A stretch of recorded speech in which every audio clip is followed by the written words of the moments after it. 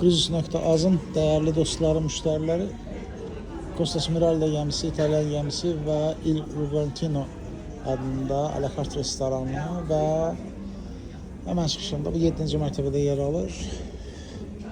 Hemen restorandan çıxmaz sağ tarafta belə bir keçmişi haqqında məlumatları təqib edən fərqli bir məkan var.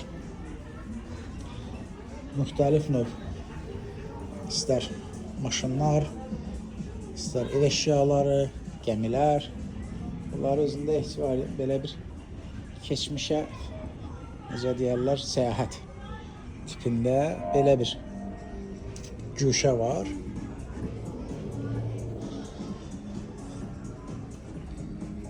Hansı ki bir mini muzey kimidir bu. Köhnə telefonlardan tutun, kampanyalı sodanın əvvəlki halından tutun, tikiş maşınlarından. Yəni burada neysə ifadə eləməyə ehtiyac yoxdur, amma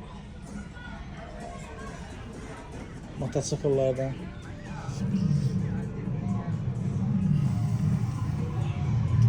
çok farklı bir güşədir. Həqiqətən biraz daha nostalgiya yaşamak isteyen, biraz daha keçmişlə əlaqədar məlumat xarakterli. Burada da bakın Lamborghini'den tutun, maşın, motosiklet, gəmi, kater,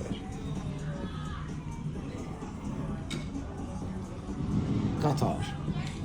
Yani su üzerinde burada motosikletin bir aşım.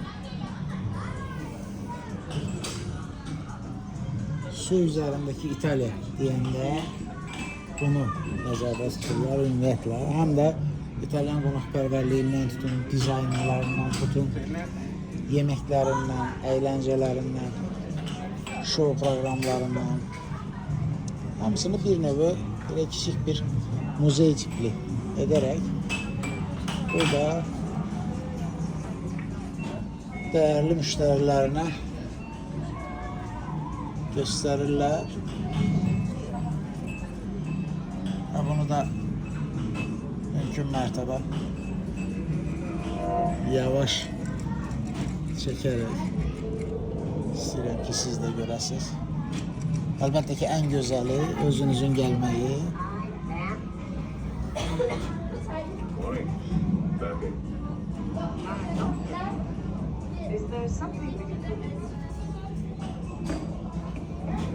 Tabii ki bağlı bu, bağlı. Kino filmlerinden hisseler.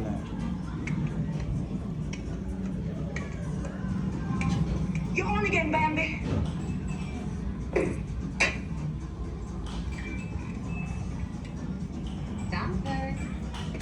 Çok farklı izahında. Eminim ki müxtəlif istər iş sahələri olsun, istər yaşa obyektləri olsun.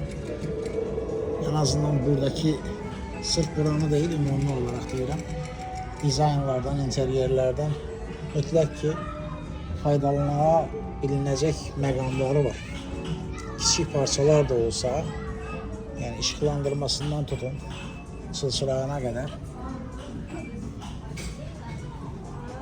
çok farklı bir şekilde bir muzey tipli şey ediblər ve bu hele elə bilin ki akşam çok güzel bir yemeği yedikten sonra keçirəcəyiniz bir müəyyən bir müddət bir vaxtı muzey gəzintisi kimi düşün.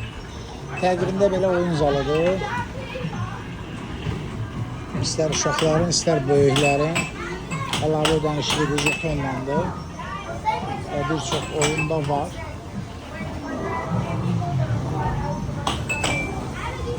Qorxu məkanlarından tutun, basketbol, dart vesaire.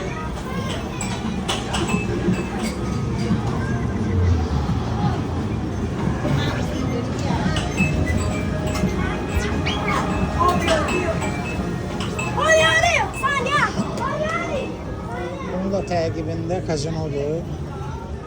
Diğer gəmilərdə gördüyünüz kimi o çox böyük kazinolar deyil, amma kifayət qədər məkanı var. Oyun həvəskarlarının istər aparatlarda, istər də stolda oynanılan müxtəlif oyunlardan. Görürsünüz qarşıda oyunların oynandığı stolları var.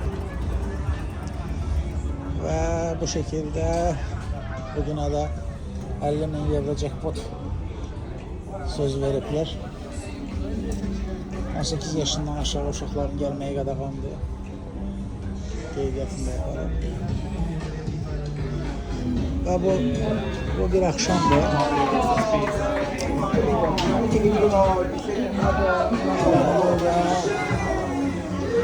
Arazıda eğlenceler keçir. Yenəklərdir, amma burada da Luna Park bugün üçün Luna Park adında bir eğlencedir. Kimin şansı getirsə müxtəlif indirimlər əldə edir. Buradan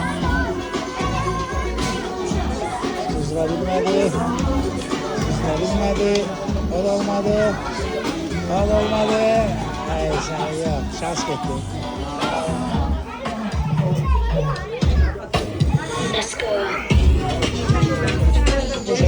Burada da bir fərqli oyundu. Burada yine Luna Park'ı.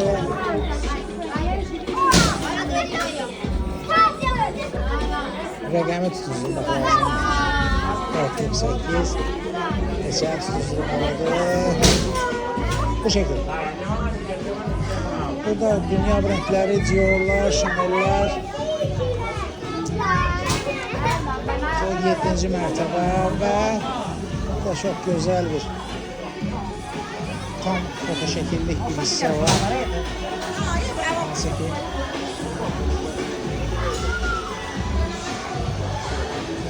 bu arada gəmi gedəndə yerlənir diye soruşursunuz. Arxa hissədə görüş dalğaları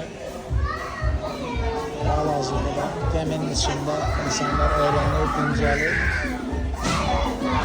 7. mərtəbəyə yemək yerinə devam edir. Bu isə gəminin tam orta bölümü və kifayət qədər geniş bir əyləncə məkanıdır. Hansı ki 3 mərtəbəni ehtiva edir. Hər axşam əyləncələr 1 mərtəbə, 2 mərtəbə və 3 mərtəbə altda.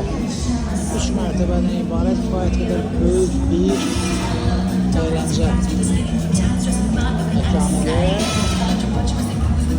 Hər axşam əyləncələr var, hətta gün boyunca davam edir. Yəni buna bir axşamda məhdədiyyətləşmək olmaz. Burada bu 7. mərtəbə və gəminin ürəyi.